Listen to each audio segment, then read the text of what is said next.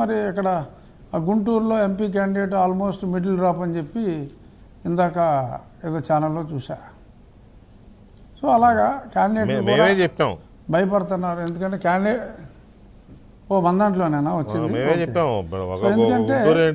Guntur MP candidate అసలు ప్రచారానికి వెళ్ళట్లేదు, ఆయన పూర్తిగా సైడ్ అయిపోయాడు. అటు చూస్తే దర్శిలో అదే పరిస్థితి, మైదిరెడ్డి గారు లేడు. విపరీతమైన డబ్బులు డిమాండ్ చేస్తున్నారండి. సో ఓకే, నువ్వు 30 పట్టరా, నేను 30 పెడతా అని ఇలాగ ఈ రకంగా పెద్ద పెద్ద ఫిగర్లు మాట్లాడేస్తున్నారు. సరే, ఏదో ఇసుక అమ్ముకున్నాడో ఎర్రచందనం అమ్ముకున్నాడో పెట్టగలడు, కానీ అందరూ పెట్టలేరు కదా. కానీ ఈయన ఏదో అన్ని వేల కోట్లు అతనే తినేసాడు, అతనే పెడతాడని అనుకున్నారు చాలామంది ఎమ్మెల్యే క్యాండిడేట్లు. ఆయనేమో 50-50 ఫార్ములా పెట్టాడు.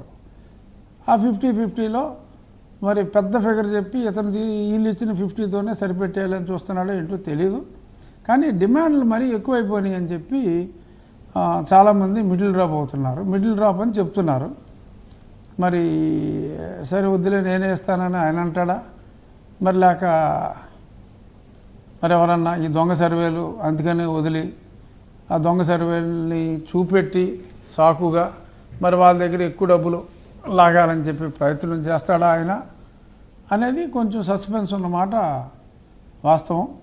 బహుశా దానికోసమే ఈ దొంగ సర్వేలు తన ఎమ్మెల్యేలని మోసం చేయడానికి అతను వాడుకుంటున్నాడేమో అని నాకు అనిపిస్తుంది. మధ్యాహ్నం ఒక పెద్ద ఆయన ఎవరో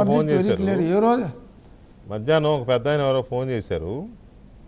ఆయన ఏమంటారంటే, కొంతమంది జగన్మోహన్ రెడ్డి గారి మాటలు విని కొంతమంది 10-20% ఆల్రెడీ ముట్ట చెప్పుకున్నారు. ఆ 50% మీరన్న 50% ఉందే, ఇంకా చాలామంది ఇవ్వాల్సి ఉంది, వాళ్ళ డోల్ రౌండ్స్లో ఉన్నాయి. మెల్లగా వాళ్ళ దగ్గర నుంచి ఆ అమౌంట్ కూడా తీసుకున్న తర్వాత ఇందులో సగం మందిని మళ్ళీ మార్చేస్తారు. వీళ్ళు డబ్బులు ఇచ్చి అనవసరంగా ఇరుక్కోవద్దు, అయ్యేదేదో మిడిల్ డ్రాప్ అయిపోతే ఇప్పుడే బెటర్ అనే చర్చ నడుస్తుంది పార్టీలో. అందులో భాగంగానే కొంతమంది ఆల్రెడీ అవుతున్నారు.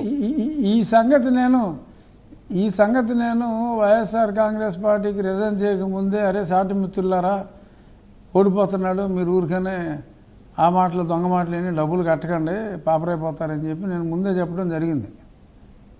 సో నా డిబేట్లోనే చెప్పారు ఓన్లీ ఆ మైండ్కి మీ డిబేట్లోనే అన్నా, మీ డిబేట్లోనే ఎక్కువగా ఉన్నదన్నట్టు మాట్లాడుతూ ఉంటాను. సో అందుకనే బహుశా ఈ మైండ్ గేమ్ ఆడుతున్నట్టుగా నాకు అనిపిస్తుంది వెంకటకృష్ణ గారు.